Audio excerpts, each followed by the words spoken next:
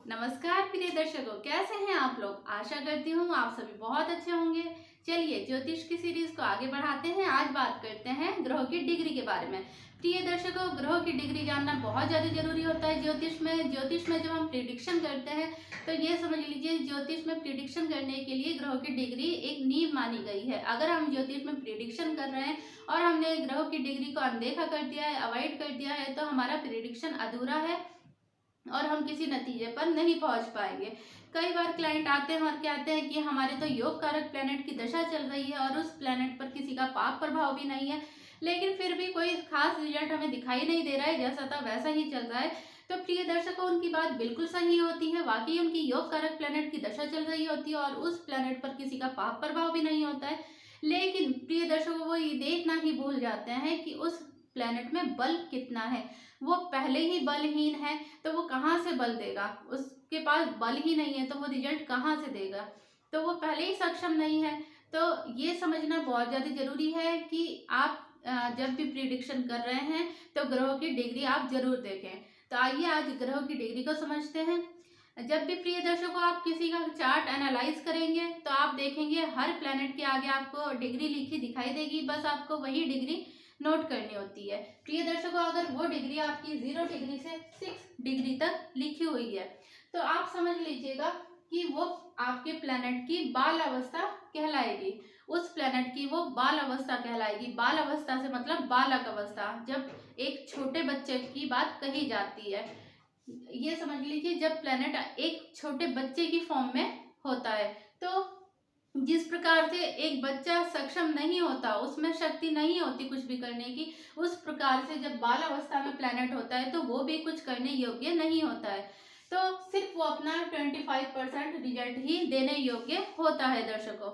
इसी प्रकार से आगे बढ़ते हैं। जब उस प्लेनेट की डिग्री 6 डिग्री से 12 डिग्री तक आपको लिखी दिखाई दे तो आप समझ लीजिएगा उस प्लेनेट को हम कुमार अवस्था के नाम से जानेंगे।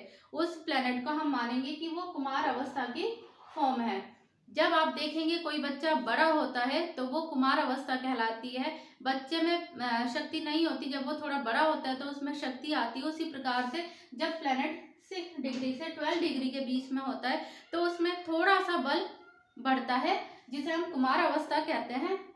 तब प्लेनेट 50% रिजल्ट देने योग्य हालत में होता है उस टाइम पर। आगे बढ़ते हैं प्रिय दर्शकों।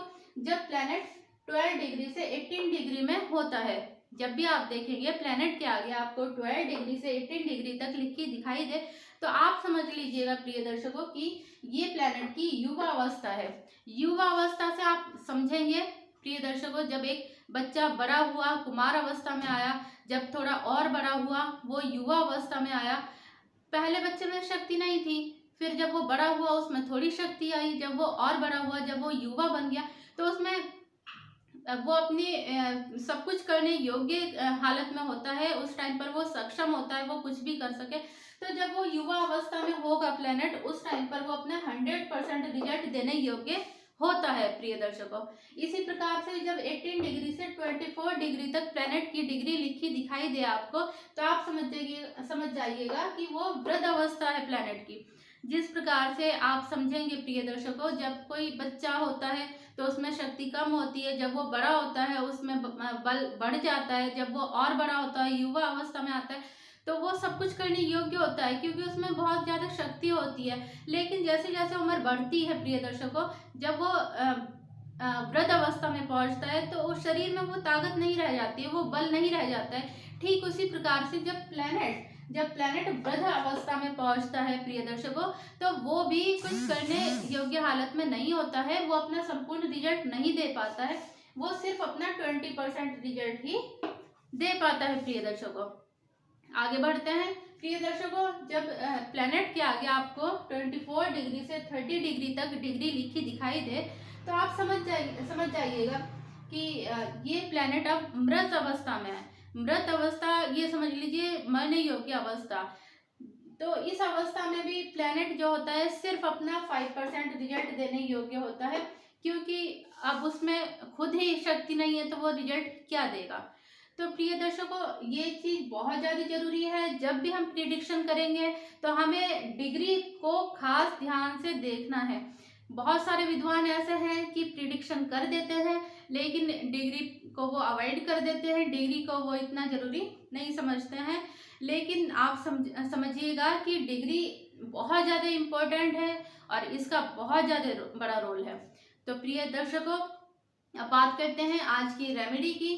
तो देखिए, अगर किसी को नज़र दोष हो, नज़र लग गई हो, या उसे खाना पीना अच्छा ना लगता हो, कुछ भी करने का मन नहीं करता हो, तो आप एक काम कर सकते हैं। एक काले कपड़े में एक फिटकरी का टुकड़ा लेके और थोड़ा सा नमक रख के, उसमें एक नींबू उसमें रख के अपने ऊपर से 7 बार उतार के, या आपके साथ कोई और हो तो वो उस जिसे नज़र लग गई है उस पर से 7 बार वार कर उसे, और उसे जला दे हर शनिवार को। तो आप ऐसा नहीं है कि 1-2 बार इसे करके छोड़ दीजिएगा, इसे 7 बार आपको लगातार करना है। आप देखेंगे कि उस जातक को आराम मिलना शुरू हो जाएगा। अगर आपको मेरी वीडियो पसंद आई हो तो लाइक कीजिएगा, शेयर कीजिएगा और प्लीज़ सब्सक्राइब करना मत भूलिएगा, ताकि आगे आने वाली जानकारी आपको समय पर मिल सके।